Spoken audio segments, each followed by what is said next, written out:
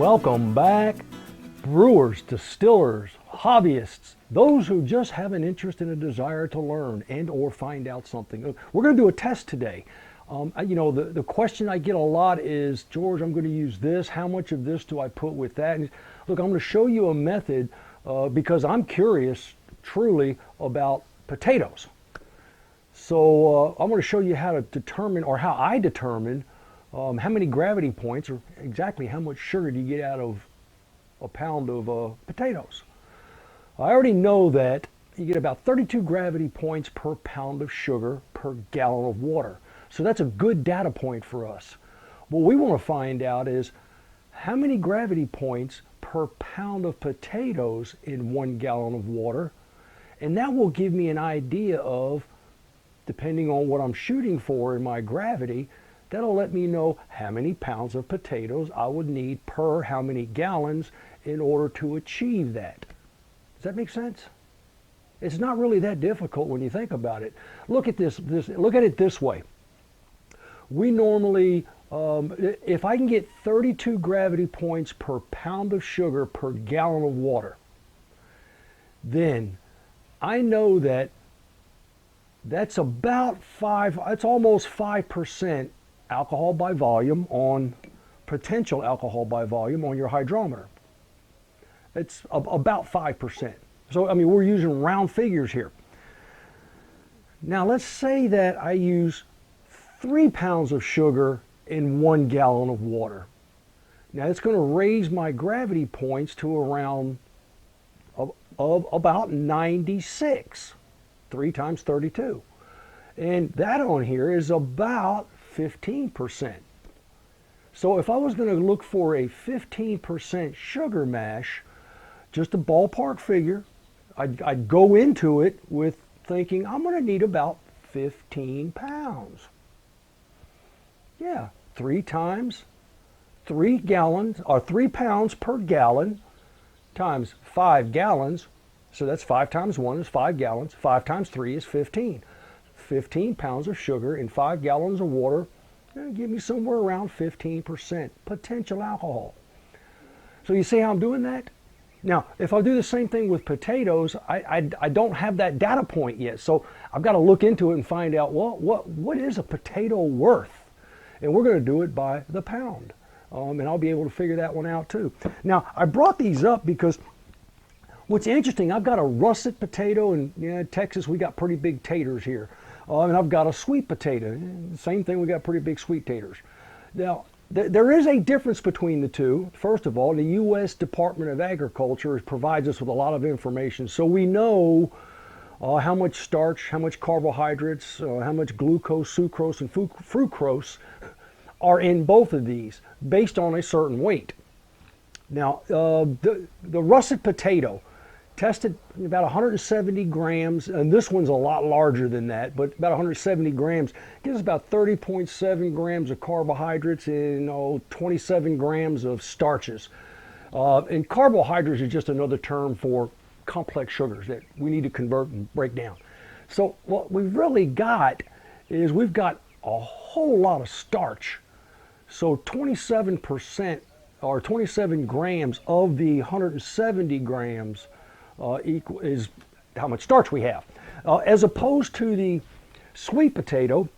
And the sweet potato is tested like in their average is like 138 grams, and we're going to get down to ounces and pounds here in a minute. But 138 grams, which is a really small potato, and in that there's 26.8 grams of carbohydrates and only 16.8 grams of starch. So there's a little bit less in this one compared to what we've got in the russet potato, and both of these are calculated at raw with skin, not cooked. So we're going to find out what we get from cooking them, because we're going to cook one of them up. I'm going to use this one. Now, interesting point. Potatoes.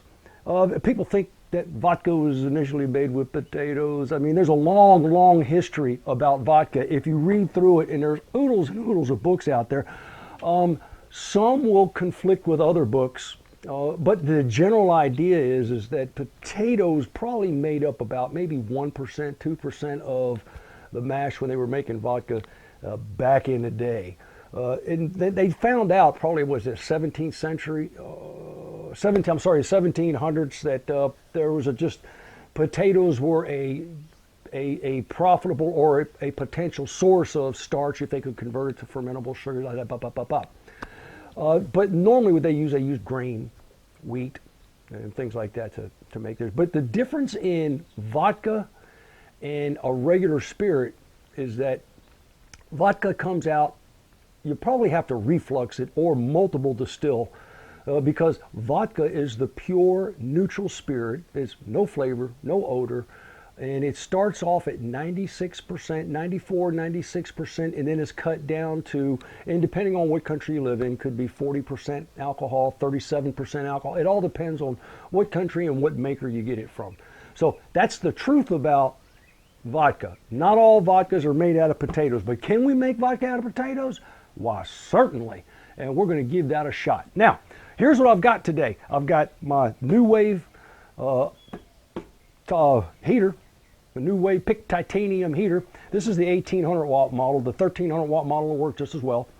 And I've got a stainless steel pot. At least it says stainless steel on the label, but when I put it on my Pick New Wave and turned it on, it errored on me. So if you've got one that errors on you, that means that you don't have a magnetic pot. And if you don't have a magnetic pot, then you've got to do something in order to make it magnetic. So what I did was I took some, this is a really neat tip, I took some hacksaw blades. And what I took a torch and I burned all of them. They started out red. I burned it and burned off all the red paint, and then I went over to the grinder and the wheel and cleaned it off. And I've got 5 of these under here, so that when I turn it on, it turns this non-metallic or non-magnetic stainless steel pot into a magnetic stainless steel pot, and you can hear it running. And if it didn't work, you wouldn't hear anything at all. There would be no noise at all. What else I have is, of course, I got my test cylinder, because we're going to find out based on gravity what it produces. We want to know how many gravity points can we expect out of 1 pound of potatoes in 1 gallon of water. So what I've done here, I've got my scale, and I've already got the other piece of the potato cut, and I place this in here, and that equals 1 pound. Please just trust me. That's 1 pound of potatoes. So I've got one large and about a half of another medium-sized potato.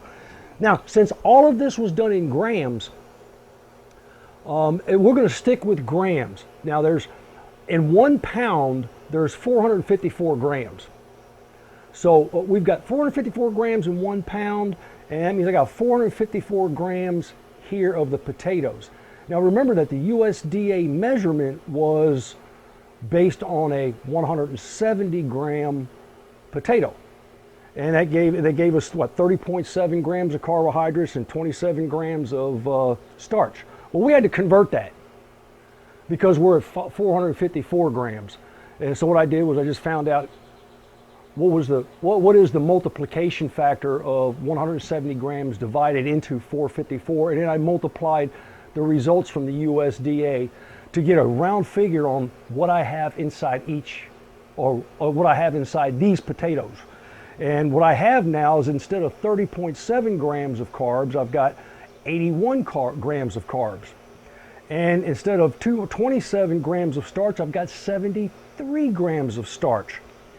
So of that 73 of 454 is, what? It's about 25%.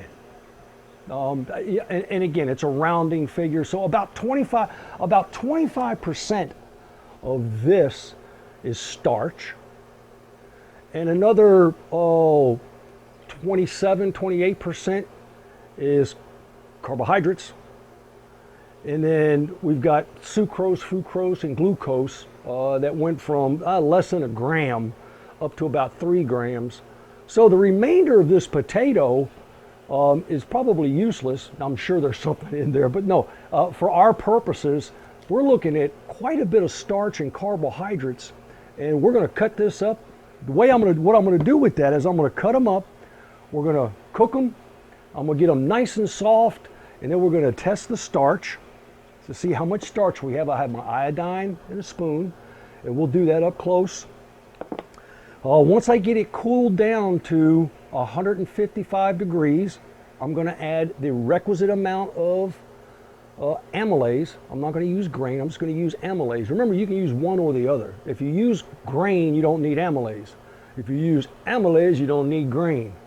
So in this particular case, it's what, 0.1 to 0.3 teaspoons per gallon. And I'll probably put in about half a teaspoon, maybe even a full teaspoon. It's dirt cheap and it's available, so I'm gonna put that in there and I'll let that set for 60, 90 minutes. And we'll routinely come back and check our starch levels to find out if we've converted the starches to fermentable sugars. Then after that, we'll cool this down to the appropriate temperature because we're graduated or we're calibrated at 60 degrees Fahrenheit. I'll cool it down to about 60 degrees Fahrenheit, and then we'll check it in our hydrometer, and that will give us our answer. Now, in this particular case, if I get 30 gravity points per gallon, and I'm not sure that's going to happen, but whatever I get, I'll be able to use that as my data point from this day forward on how many pounds of potatoes do I need in a 5-gallon batch, or how many pounds of potatoes versus sugar should I use to achieve this alcohol by volume. Gosh, I hope I'm making sense, and I know you're following along. So we're going to make it a little bit easier. And in the meantime, we're going to let this heat up. I've got my dial thermometer sitting here. I'm going to slice these potatoes up nice and thin, and I'm going to leave the skin on them because the USDA tested theirs raw with the skin. So I'm going to make small, like wafer chips, like, potato chips. And I'm going to slice all these up and stick them in here. So we're going to have 1 pound of potatoes and 1 gallon of water, and we shall return. I'm glad to be back with you. Now, we've got our potatoes already finished. I've boiled them for, about 35, 45 minutes or so. What I wanted to do is I wanted to get as much out of there as I possibly could, and that's what I got. So we're going to do the iodine test now, and I want to show you this. And just as a point of comparison, the first thing I'll do is I'm going to pour, I got some water here, just regular tap water. And I'm going to show you what iodine does to that. Here we go. A drop of iodine, and you'll notice how it just dissipates right away. And all that is just iodine mixed with water. So let me dump that, clean the spoon off, and now we're going to use, now this is the water that I got out of those potatoes. And we're going to pour that in this, and I'm going to take a drop of iodine, and we're going to test to see what the starches are.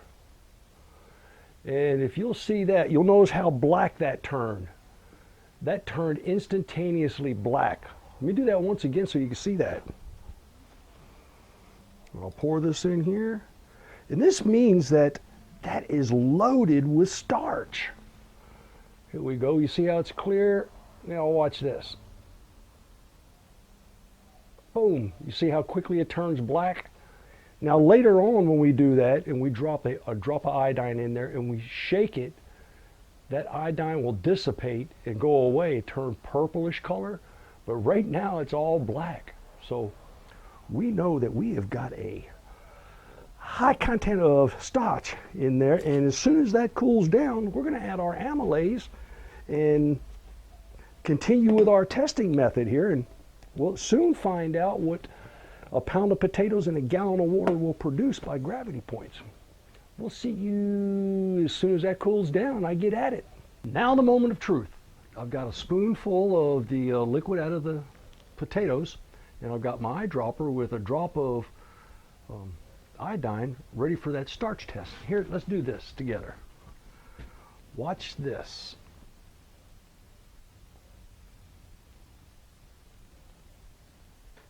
Now you notice how it didn't turn black, it dissipates. So there are no starches left in that. So what I've got now is I've got all the starch that was inside that converted to either fermentable sugars or just ain't starch anymore. And so we're going to find out shortly once I get that cooled down, because my hydrometer is calibrated just like yours at 60 degrees Fahrenheit. Now there's a calculator online that you can use that, you know, if the temperature's a little bit different, but usually about 10-15 degrees, it's really not that much of a difference. But if you want to be exact, just plug it into your calculator. Just type in hydrometer correction factor for temperature, and you'll find that. So we'll be back with you in just a minute when I get that down to 60 degrees and drop our hydrometer in it. The first test that we're going to do is we're going to confirm what we've said before, our hypothesis, or the fact that we know that water is 1.000. So here's our test cylinder with water in it, and then we'll float our hydrometer, and you'll notice that it floats at 1.000. So that's water. That's where it's supposed to be. Now what we'll do is we'll dump this water, and we'll use the potatoes water that we've converted and see what the gravity points are. Now comes the final conclusion. How many gravity points will 1 pound of potatoes produce in 1 gallon of water? Hey, before we get to that, don't forget the hacksaw blade trick with your New Wave, your PIC titanium, or your induction cooktop. If you missed that, you can go back a little ways. It's in the beginning of the video. Here we go. Now we've got this cooled down to 60 degrees, and we're going to introduce our hydrometer. And as you can see, we have 1.010.